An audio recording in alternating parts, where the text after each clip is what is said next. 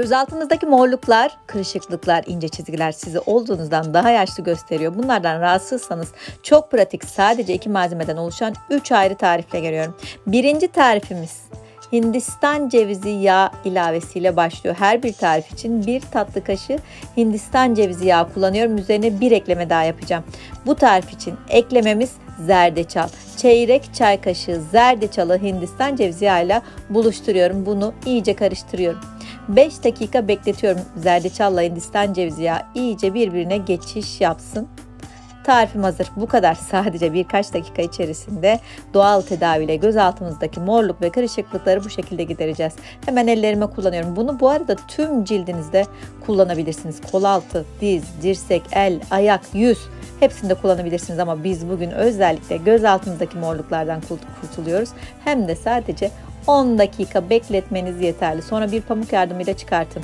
Ve süt pamuk uygulamasıyla o zerdeçalın bıraktığı renkten, o sarılıktan kurtulacağız. Süt aynı zamanda cildimize ışıltı, parlaklık, nem verecek. Böyle bolca süt pamuk uygulamasıyla sarılıktan diğer bir pamukla kurtuluyorum. Çıkıyor 10 dakika sonra göz altlarım çok daha aydınlık. İkinci tarifimiz gelsin. Tekrardan 1 tatlı kaşığı Hindistan cevizi yağından kabıma aldım. Şimdi bu tarif için diğer eklemem Türk kahvesi. Şöyle 1 tatlı kaşığına yakın Türk kahvesi ilavesi yapıyorum.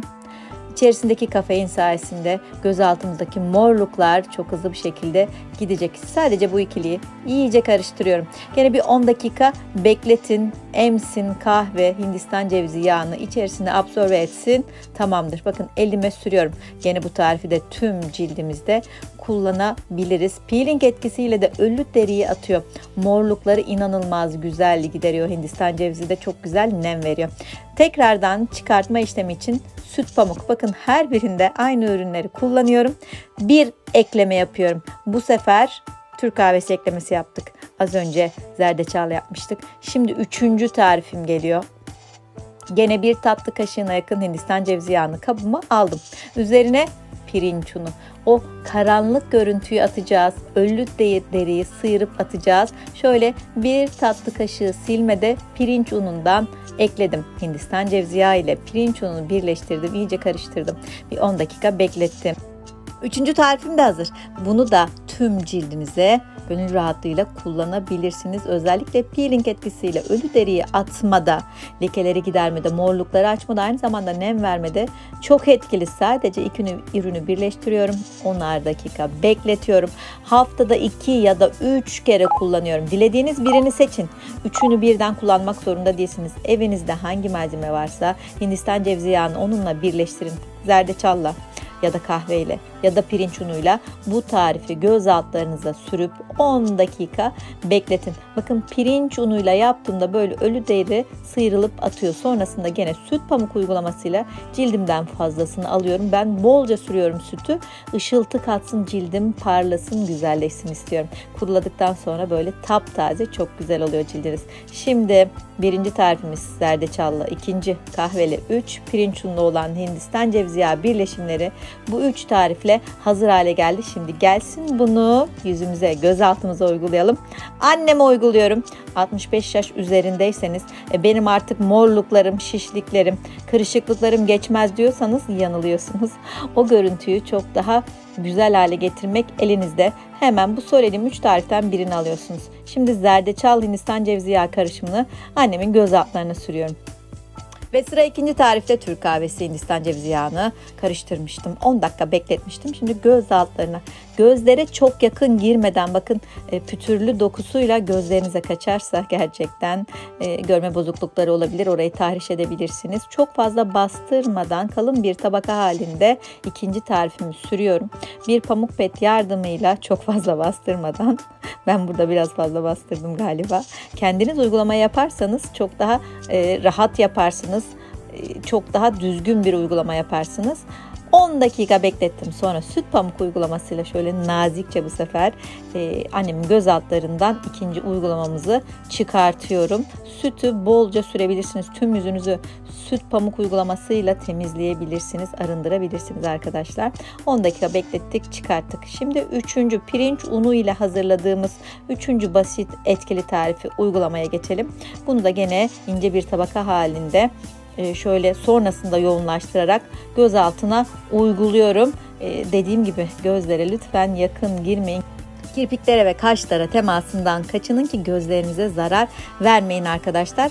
Pirinç unuyla yaptığınız tarifler ölü deriyi attığı için, ciltten o hasarlı dokuyu sıyırdığı için orada çok güzel bir aydınlanma vermiş olacak size. Hindistan cevizi yağı kullandık her bir tarif için temel malzeme olarak.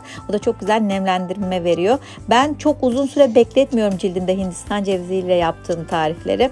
Çok fazla yağlandırma yaptığı zaman da çünkü orayı tıkıyor arkadaşlar, ama 10 dakikalık bu iki bileşenle hazırladığınız 3 ayrı tarifi kullandığınızda etkiler oldukça güzel. Tüm yüzünüze de sürebilirsiniz. Burun üzerindeki siyah noktaları da çok güzel gideren tarifler hazırlamış olduk.